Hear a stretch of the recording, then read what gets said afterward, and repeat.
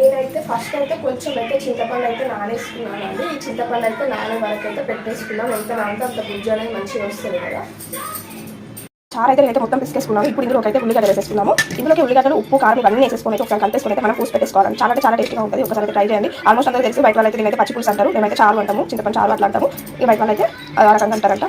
ఇది పచ్చిమిర్చిలో వేసుకోవచ్చు అండి. దీని కాంబినేషన్ అయితే కారంతోనే బాగుంటుంది. లైట్గా షుగర్ వేసుకున్నా సూపర్గా ఉంటుంది అండి. ఉప్పు కారం వేసేసుకున్నాను. ఇది మొత్తం ఒకసారి మంచిగా కలిసేలాగా అయితే కలుపుకోవాలండి. కలుపుకుందాం. చాలా బాగుంటుందండి. ఒకసారి అయితే ట్రై చేయండి.